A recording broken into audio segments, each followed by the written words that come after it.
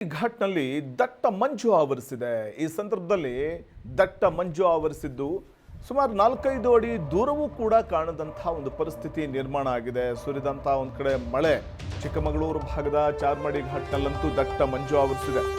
5 ಅಡಿ ದೂರವೂ ಕೂಡ ಕಾಣದಂತಹ ಒಂದು ಪರಿಸ್ಥಿತಿ ವಾಹನ ಸವಾರಿಗೆ. ಚಾರ್ಮಾಡಿಯಲ್ಲಿ ದಟ್ಟವಾದ ಮಂಜು ಆವರಿಸಿದ್ದು ಸಂಚಾರ ದುಸ್ತರವಾಗಿದೆ. ಹಗಲಿನಲ್ಲೇ ಚಾಲನೆ ಮಾಡೋದು ಕಷ್ಟ ಅಂತಾರೆ ಸವಾರರು.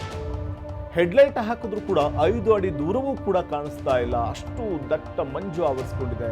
ಆ ಭಾಗದಲ್ಲಿ ಓಡಾಡುವುದೇ ಕಷ್ಟ, ಆ ಭಾಗದಲ್ಲಿ ಸಂಚಾರ ಮಾಡುವಂಥದ್ದೇ ಕಷ್ಟ. ಆ ಹೆಡ್ಲೈಟ್ ಹಾಕೊಂಡು ಓಡಿಸೋಣ ಅಂತಂದ್ರೆ ಹೆಡ್ಲೈಟ್ ಹಾಕೊಂಡಿದ್ರೂ ಕೂಡ 5 ಅಡಿ ದೂರ ಕೂಡ ಕಾಣೋದಿಲ್ಲ. ಎದುರಿಗೆ ಯಾವ ವೆಹಿಕಲ್ ಬರುತ್ತೆ ಅಂತಲೂ ಕೂಡ ಗೊತ್ತಾಗೋದಿಲ್ಲ.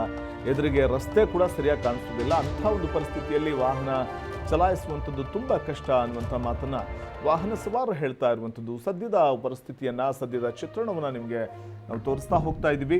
ಇದು ಚಾರ್ಮಾಡಿ ಘಾಟ್, ಕಾಫಿನಾಡು ಚಿಕ್ಕಮಗಳೂರಿನ ಚಾರ್ಮಾಡಿ ಘಾಟ್ನಲ್ಲಿ ಕಂಡು ಬರ್ತಾ ಇರುವಂತಹ ಚಿತ್ರಣ. ಒಂದು ಕಡೆ ಭಾರೀ ವರ್ಷಧಾರಿ ಆಗಿರುವಂಥದ್ದು ಚಿಕ್ಕಮಗಳೂರು ಭಾಗದಲ್ಲಿ. ಅದರ ಜೊತೆಗೆ ನಿರಂತರವಾಗಿ ಮಳೆಯ ಜೊತೆಗೇನೆ ಈಗ ದಟ್ಟ ಮಂಜು ಆವರಿಸಿಕೊಂಡಿರುವಂಥದ್ದು ವಾಹನ ಸವಾರರು ಪರದಾಟ ನಡೆಸುವಂತಹ ಒಂದು ಪರಿಸ್ಥಿತಿ. ಹೆಡ್ಲೈಟ್ಗಳನ್ನು ಹಾಕ್ಕೊಂಡೇ ವಾಹನಗಳನ್ನು ಚಲಾಯಿಸಬೇಕಾದಂಥ ಒಂದು ಪರಿಸ್ಥಿತಿ ನಿರ್ಮಾಣ ಆಗಿದೆ.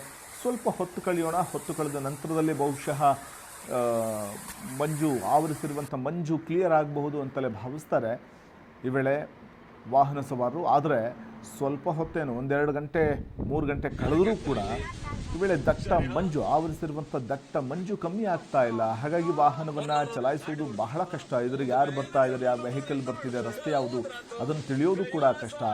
ಹೋಗಲಿ ಹೆಡ್ಲೈಟ್ ಹಾಕೊಂಡಾಗ ಓಡಿಸೋಣ ಅಂತಂದ್ರೆ 4-5 ಅಡಿ ದೂರಕ್ಕಿಂತ ಮುಂದಕ್ಕೇನೂ ಕಾಣಿಸೋದಿಲ್ಲ. ಅಂಥ ಒಂದು ಪರಿಸ್ಥಿತಿ. ಸಡನ್ ಅಂತ ಯಾವುದಾದ್ರು ವೆಹಿಕಲ್ ಮುಂದೆ ಬಂದರೆ ಅದರಿಂದ ಬಚಾವಾಗಲಿಕ್ಕೂ ಕೂಡ ಕಷ್ಟ ಸಾಧ್ಯವಾಗುವಂಥ ಒಂದು ಪರಿಸ್ಥಿತಿ ಅನ್ನುವಂಥ ಮಾತನ್ನು ವಾಹನ ಸವಾರರು ಹೇಳ್ತಾ ಇದ್ದು. ಬಹುತೇಕ ವಾಹನ ಸವಾರರು ರಸ್ತೆಯ ಬದಿಗೆ ಈ ವೇಳೆ ವಾಹನಗಳನ್ನು ಅಲ್ಲೇ ಹಾಕ್ಕೊಂಡು ಹೆಡ್ಲೈಟ್ಗಳನ್ನು ಮತ್ತು ಸಿಗ್ನಲ್ ಲೈಟ್ಗಳನ್ನು ಆನ್ ಮಾಡಿಕೊಂಡು ನಿಲ್ಲಿಸ್ಕೊಂಡಿರುವಂಥದ್ದನ್ನು ಕಾಣಬಹುದು.